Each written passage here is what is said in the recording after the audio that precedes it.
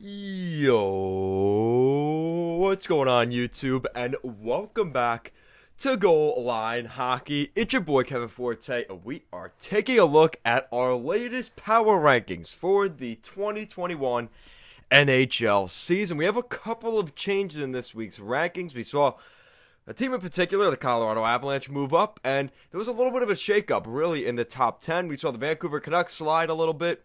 The Chicago Blackhawks, they picked things up. We'll be taking a look at all of that in this video. If you guys like what we're doing here at Goal Line Hockey and want to see the latest news around the NHL and more videos like this, make sure to give this video a big thumbs up and an even bigger subscribe down below. And let's get into this week's rankings. So, before we get into this week's rankings, guys, I want to just let you know, you want to get this, it's a toque, right?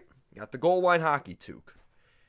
Got Goal Line Hockey on the front and 1K on the back in celebration of our 1,000 subscribers here at Goal Line Hockey. I appreciate all of you who have subscribed to the channel, and we look to move forward from here. And also, I want to mention, guys, every Friday at 6 p.m. Eastern, we will have our weekly power rankings released.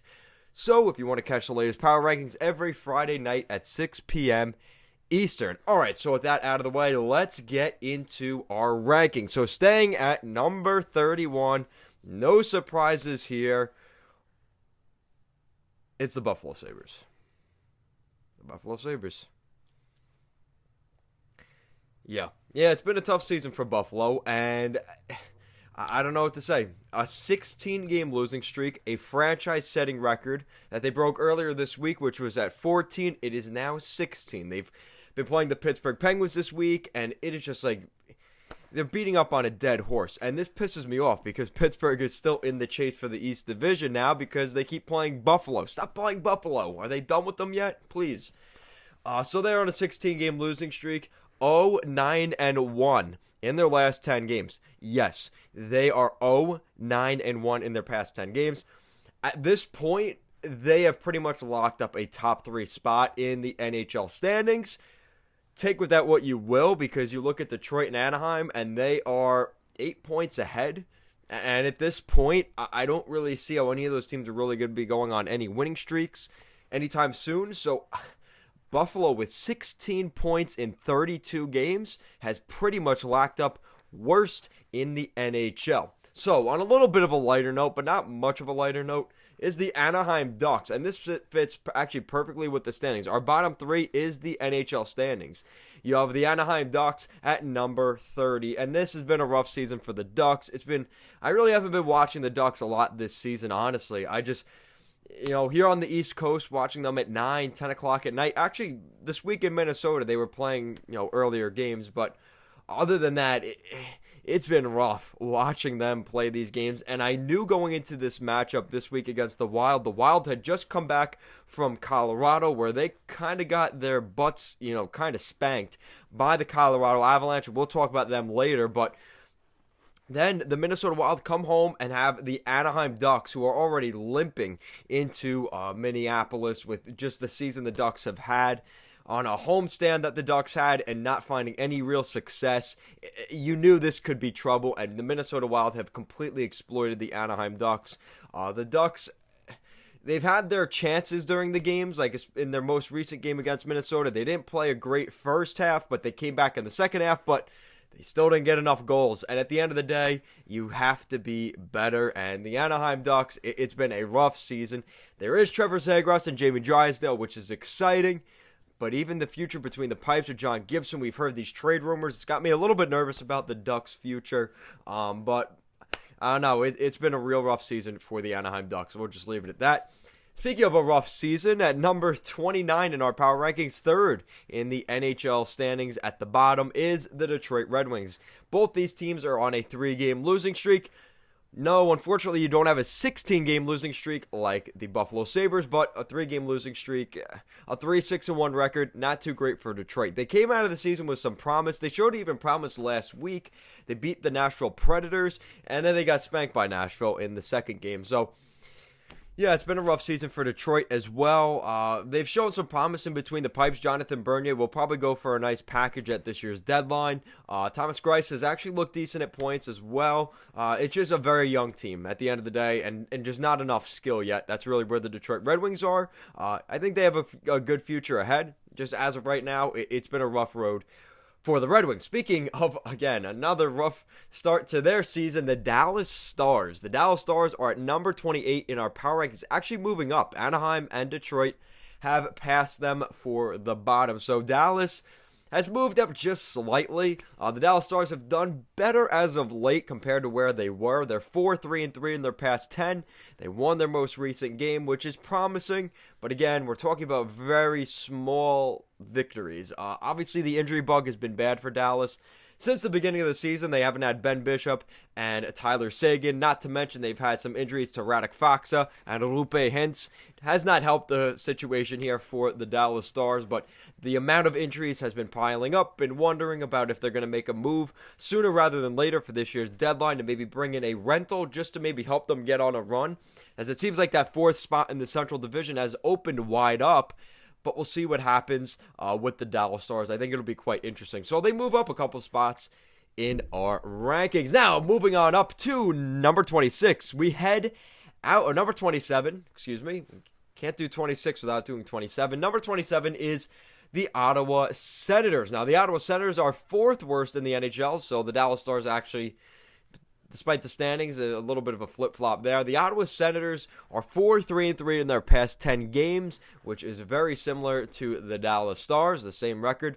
The Ottawa Senators, they lost the other night to Toronto in overtime. Obviously, you could see Pierre Dorian, who threw his cup of coffee or water, whatever he threw, in the press box. He was obviously frustrated with the result in that game. Thomas Chabot not looking so good on that play, passing the puck to Matthews, then Matthews just dangling it in front of him, and kind of made Chabot look silly. But yeah, it's been a rough season for the Senators as well. We are hoping for a little bit more improvement than they've shown in this year's standings, but it seems like that North Division is very top-heavy, and then everybody else is kind of compressed, and that's what we're seeing right now with the Ottawa Senators, who currently sit as the worst team in that division. Now, moving on up to number 26, we've got the New Jersey Devils. Now, the New Jersey Devils have finally started to pick up some wins at home, but they still have a miserable home record. 4-11-2 at home this season is not good enough. It's not good enough at all. They've really struggled at home. Like I said, they finally started to pick things up just a little bit. They're 4-4-2 in their past 10, but again, it's not good enough to make the postseason, especially in the beast of an East Division that they are in. They're well ahead of the Buffalo Sabres in terms of points, 12 points ahead of the Buffalo Sabres, but that's a small, minority moral victory for the New Jersey Devils. It's been a tough season for them as well. They will be more than likely sellers at the deadline this year. And obviously you've seen, the injury to Nico Hischier has been huge for the New Jersey Devils, their power play, their goal scoring. So again, once we get a better idea of next season, the New Jersey Devils will have a better look. And they have a chance right now to potentially get another top 2 draft pick. That could be huge as well for the New Jersey Devils. Now, moving on up to number 25 is the San Jose Sharks, who are currently on a 2-game winning streak. They seem to be picking things up just a little bit as of late.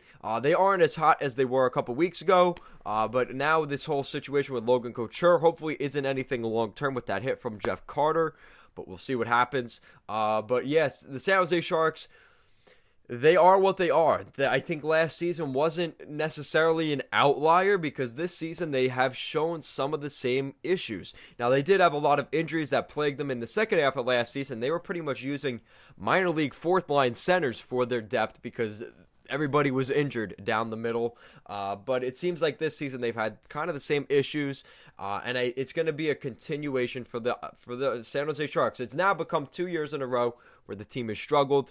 Makes you wonder what direction will we see Doug Wilson go in with this team going into the offseason. So I think the San Jose Sharks are a team to definitely keep an eye on. But as of right now, the Sharks, they're going to be a bottom feeder as well, like the New Jersey Devils.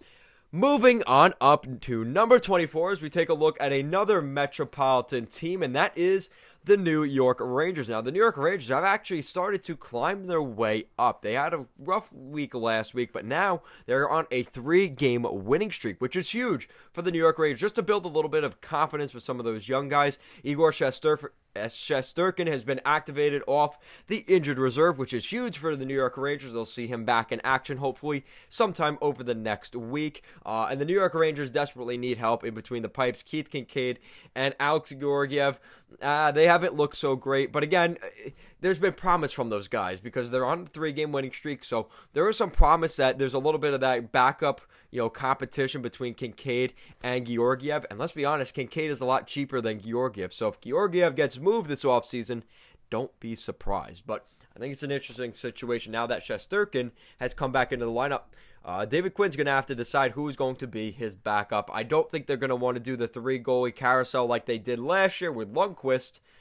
We may be in store for another one of those unless they get a deal done before then. Now, moving on up to number 23, a team that's really, really taken a nosedive since the beginning of the year, and that is the team out in Alberta. And no, it's not the Edmonton Oilers, it's the Calgary Flames. The Calgary Flames are at number 23. It's been a rough season for Calgary. They've gone 4-5-1 over their past 10 games, a 3-game losing streak. Things look promising right after they got brought in Daryl Sutter, but since then, after those first 5 games, they've really regressed back to where they were before, and if anything, gotten worse. So it's been a rough season for Calgary. They're in that division, that North Division, where it's Winnipeg, Edmonton, and Toronto. And everybody else, the other 4 teams, kind of just seem like whoever gets in is going to be a bloodbath for that 4th-seeded team. And I think it's going to be very interesting to see how that plays out. But yeah, Calgary, by the day, is getting further back. I mean, Vancouver was 10 points back of Calgary just a month ago. And now Vancouver is ahead of them in the standings. That just shows the regression of Calgary really over the past couple of weeks. Moving on up now to number 22. We're taking a look at those Vancouver Canucks. The Vancouver Canucks are now 2 points ahead of Calgary in the standings, one of their division rivals. And they're doing pretty well. I mean, they're currently on a 3-game losing streak, but they are 6-3-1 over their past 10 games. So a little bit of a weird scenario there for the Vancouver Canucks. They've struggled a little bit on the road, which has been an issue. But this is a team that's still, they had a really good season last year, and the expectation was they could get back in the postseason and win maybe a round or 2 again. And it doesn't seem like they're going to be able to do that this year. Unless they get ahead of Montreal in the standings, it could be an interesting battle for that last spot between Vancouver and Montreal, who honestly doesn't surprise me too much with how that's worked out, but I guess I would have expected them to be a little bit better in the standings than they have been. So, interesting look for Vancouver. They still remain in the chase despite everything that's happened, and I wonder how that's going to affect Jim Benning going into this year's trade deadline. Everybody has Vancouver as a seller, but as the days go on and the weeks get closer to the deadline, we're 2 weeks from the deadline, it seems like the Vancouver Canucks could potentially become a very conservative buyer. At number 21, we have the Columbus Blue Jackets. Speaking of another team that was a seller just a week or 2 ago and now is becoming a conservative buyer, we may see that here with the Columbus Blue Jackets. The Blue Jackets right now, 4-3-3 over their past 10. They have gone on a 2-game losing streak here, which is a little bit concerning because they haven't been that good over the past couple of weeks. The Columbus Blue Jackets, like I said last week, the whole situation with Laine has definitely murkied the waters. He did really well right off the bat, and has since then regressed back to what he was doing in Winnipeg and actually gotten worse as weeks have gone by here in Columbus. So the Blue Jackets seem like a conservative buyer, but at this point, I think as we're getting close to the deadline, especially in that Central Division, it seems like Dallas, Nashville, who has really turned it on, and the Chicago Blackhawks just seem like better teams than the Columbus Blue Jackets based off on paper and based off of the last 10 games. All right, so let's move on up to number 20, and the Los Angeles Kings are in the top 20. Now, the Los Angeles Kings have fallen from graces just a little bit, but they still have done okay. They're 4-5-1 over their past 10. They are on a 2-game losing streak. which obviously hurts them a little bit. And puts them below some of these other teams I'll be mentioning. Really, the next 5 teams between 19 and 15. That's really there's not much of a separation between LA and the top 15, but there is enough of a gap where the LA Kings have found themselves regress a little bit. I think goaltending has gotten a little bit weaker for the LA Kings, and that has definitely hurt them. But the lack of goal scoring, we're seeing that once again.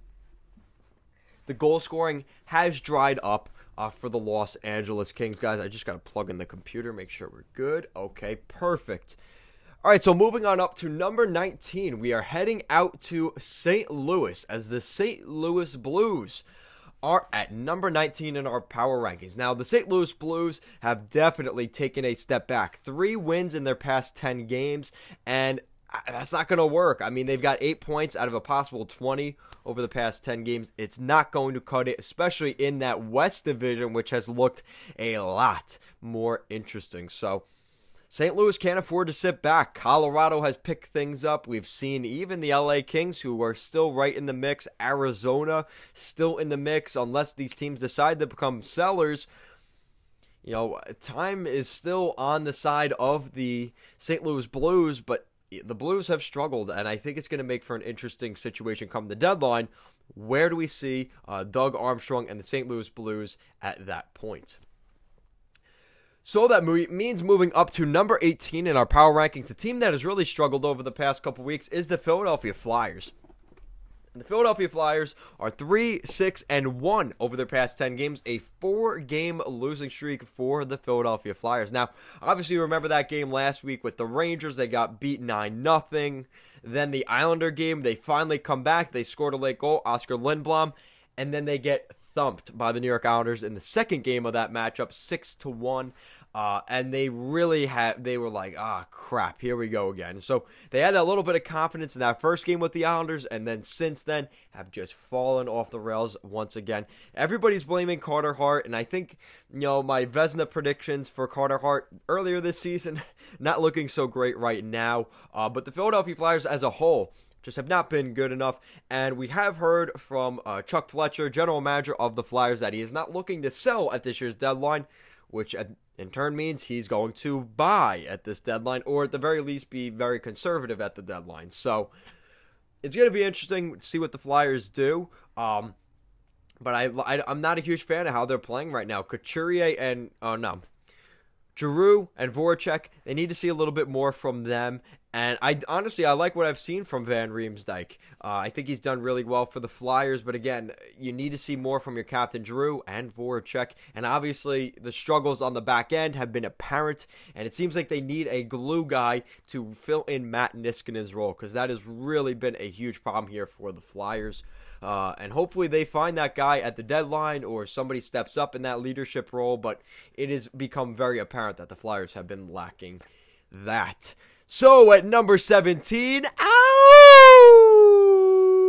we got the Arizona Coyotes. The Arizona Coyotes have been a little bit mediocre. They've won 4 of their past 10 games. They won their last game, which is a good thing as well. The Arizona Coyotes have just been mediocre. In that division, it's hard to compete, especially with teams like St. Louis, Minnesota, Arizona here. You got LA. There's too many teams in that mix still, and as the days get further and further along, I get some concern that the Coyotes will miss the postseason. And once they decide that they're going to sell at the deadline and they move Kemper and or Antti Ranta, it's just going to make things worse for the Coyotes. I do like Adin Hill, though, which is good. I think Adin Hill will be the heir to the throne as the starting goaltender in Arizona. I think the Coyotes have seen enough from him this season where they are willing to do exactly that and move out some salary, which has been an issue for the Yotes. So, moving on up to number 16, currently on a 2-game winning streak, is the Chicago Blackhawks. Now, they've obviously fallen off a little bit from where they were earlier this season, a top 15 team, but they find themselves just on the cusp of that at number 16 in our rankings. This is a team that just has had some issues with consistency. They were good for a while there. Patrick Kane was one of the leaders in the league for points. DeBrincat not far behind, but we've seen those guys regress a little bit. Teams seem to have a little bit of a read on Kevin Lankinen, which makes things even more difficult there. But I really like what I've seen from the Chicago Blackhawks. The question is, will they get in the postseason? Now with the emergence of Nashville, I think it's made that decision a lot more difficult to announce a true, are they really going to make the postseason? I don't know. So that means at number 15, obviously segueing into Nashville, we have the Nashville Predators, who the Nashville Predators have definitely made their way up the standings. They have won 6 of their past 10 games. They've picked up at least a point in 7 of their past 10. They're on a 3-game winning streak. UC Saros. Let me just say his name right now. UC Saros. He has been huge in between the pipes for this Nashville team, and UC Saros, the Finnish goaltender, has really turned it up a notch. I feel like I've been saying this for years. They need UC Saros to take over for Pekka Rinne, and it finally seems like here in 2021, we are going to see that changing of the guard for UC Saros, and he has taken advantage of this opportunity. Really exciting stuff here for the Nashville Predators goaltender, and he is going to give this team a legitimate shot here going into the trade deadline. If they do good enough going into the deadline, maybe they won't sell guys like Forsberg or Ekholm or Arvidsson. They might wait till after the expansion draft to decide to do that, where their price may even be higher at that point. So we'll see what happens here with Nashville, but UC Saros and the Nashville Predators are turning it up a notch at the perfect time. So at number 14, moving up is the Montreal Canadiens. Now the Montreal Canadiens have only won 4 of their past 10 games, but they're 4-2-4, which means they've picked up a point in at least in 8 of their 10 games. So they haven't been winning as much as they'd probably like, but they're picking up points still, which is important. So the Montreal Canadiens are a team that I see as that team that gets in that last playoff spot in the North Division over Vancouver or Calgary, because of Carey Price. But even Carey Price has struggled at points this season. We've really seen the offense be a big factor for this team. If their offense isn't on, firing on all cylinders, that can make things difficult. And we've heard that they are looking at potentially adding a defenseman like Mattias Ekholm. So imagine having Jeff Petrie and Mattias Ekholm there in Montreal. That's one of the best pairings in the NHL, not only in that North Division, but in the entire NHL. I think that would be huge for the Nashville Predators. Not to mention they have Alex Romanov, who has fallen off a little bit, as well as a guy like Shea Weber on the back end. That's a pretty solid top 4 pairing for the Montreal Canadiens. So moving on up to number 13. Lucky number 13 this week is the Pittsburgh Penguins. Now the Pittsburgh Penguins, I think, got their stats inflated a little bit. They have a little bit more gaudy stats because of their recent success against the Buffalo Sabres, but still 7-2-1 over their past 10 games, a current 2-game winning streak, which is nice, and they're doing really well at home, 14-3-1 at home, which is very impressive here for the Pens, and a team that was kind of mediocre. They fired, or let go of Jim Rutherford. Now we've seen a little bit of a change here with Brian Burke as well as Ron Hextall. The Pittsburgh Penguins seem to realize that they are in desperation mode. If they're not playing well, they could get booted either at this year's deadline or in the offseason. So these guys are playing for their jobs, especially with the Seattle Kraken expansion coming. They want to be protected. These are all things that the Penguins in particular they could have a lot of change moving forward. You want to be the guy that stays there, and they have a chance to do that right now, and they've been playing quite well. But the problem is you have teams like the Islanders and Washington that have just been playing so well. They have unfortunately kind of slipped under the radar in that division. So that means at number 12 in our power rankings, I'm surprised they're still this high up, but they've been good enough to be where they're at, and that is the Boston Bruins. And see, now I feel a little stupid for putting Pittsburgh below Boston, but another week of Pittsburgh, they might move up into the top 10. It's that kind of situation here where you're at number 13. The difference between 13 and 9 at this point is very slim. And I really like what I've seen from Pittsburgh, but Boston is still a team that I see making the postseason ahead of Pittsburgh, because Pittsburgh has to make all that ground up from where Boston was. And I just think that Boston is that team that gets in. And I think we're really starting to see the division solidify. Unless Philadelphia goes on a real run, it seems like the Islanders, Washington, Pittsburgh have really locked up that spot. And I think Boston is the better team out of the other two teams, the New York Rangers and the Flyers, are the only two other legitimate teams that could make that playoff spot. But I think it's going to be Boston, and I really like what I've seen from them. They've been more consistent than Pittsburgh, and if again, like I said, another week of Pittsburgh success here, they're going to be ahead of Boston in my power rankings. I don't just do it based off of standings. I just want to clarify that. So that means at number 11 is the Minnesota Wild. Now, the Minnesota Wild find themselves at around 11 in the overall standings overall. But the Minnesota Wild have been weird. I mentioned them earlier. They struggled in Colorado last week. A very, very good Colorado team. And it looked like that could be the pitfall of the Minnesota Wild season. But since then, they've turned it around. They've gone on a pretty nice run since then. They've won their past 3 games, 8-2 over their past 10 overall. They're really good at home, just like Pittsburgh. They're 13-3 at home.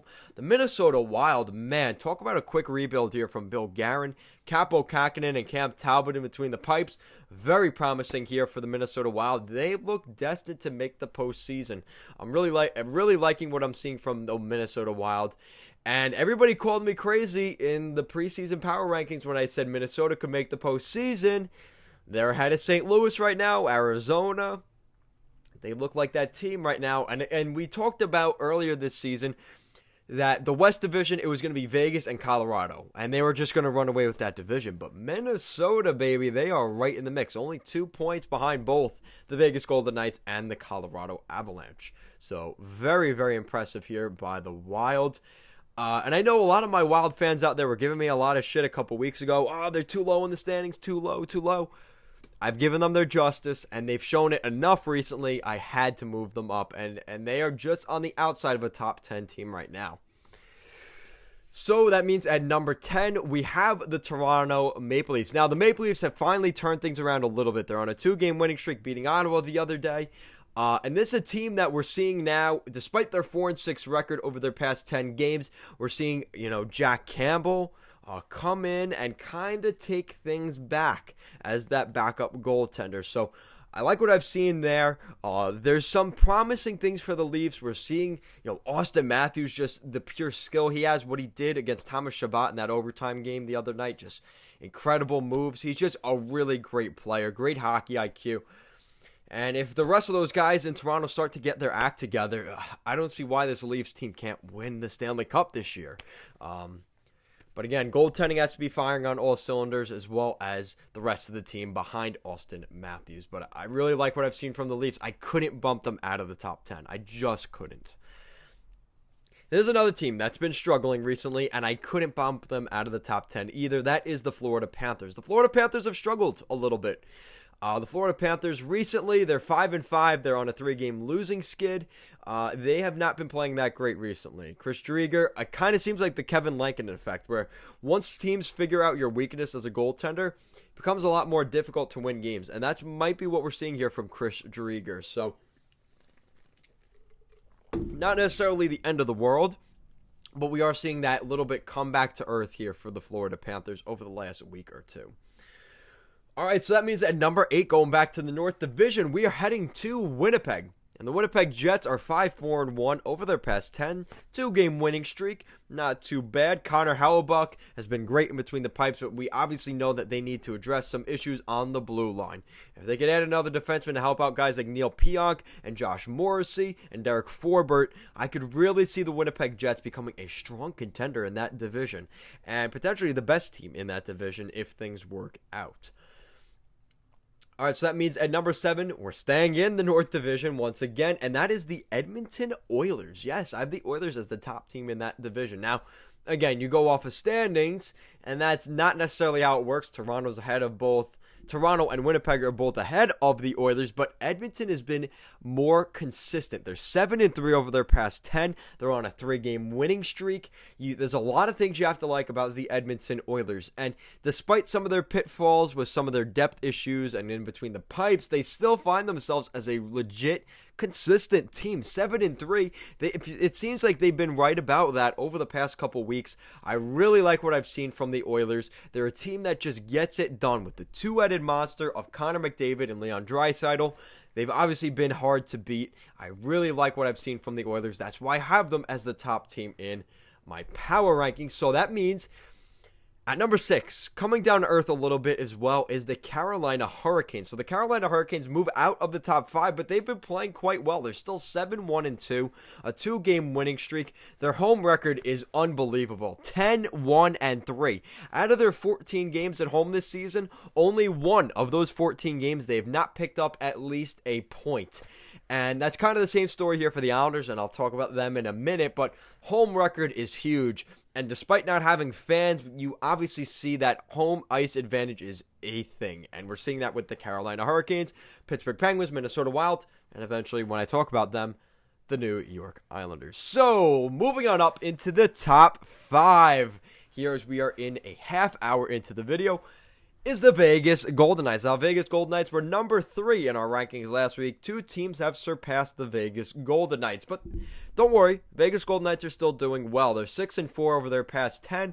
They did lose their most recent game. Again, another team at home, 13-2-1 at home. Some video game-like numbers at home for Vegas. Robin Lehner, Marc-Andre Fleury, we have seen this before, and this could be double trouble in the West. So watch out in that West division. The two-headed monster in between the pipes is back, and I think the Vegas Golden Knights are coming to get that division.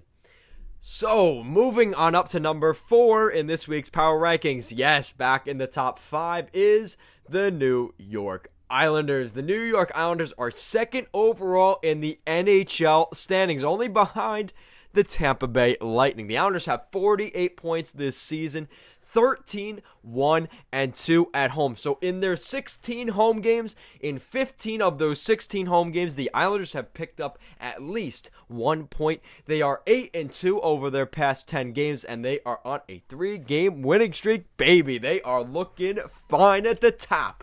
The Islanders have been legit for this entire season. Now, the only reason they're at number 4 here, if you look at their point percentage, which I don't have up here on ESPN's Power or ESPN standings, the Islanders have played 34 games. Carolina, Washington, Vegas, they've all played 31, 32 games, which at the end of the day, when it's a 2-3 point difference, that does matter, and I did account for that. So the Islanders are still 4 in the Power Rankings, but they have been really good, and Ilya Sorokin, Semyon Varlamov, doesn't seem to matter who's in between the pipes. The Islanders find a way to get things done. And Oliver Wahlstrom picking up points very consistently. The Islanders, this is unbelievable. I am just elated that my Islanders are officially a respected NHL franchise, because for as long as I've been an Islander fan, this past 3 or 4 years has been, I have to touch myself and remind myself, is this actually happening, or is this a dream?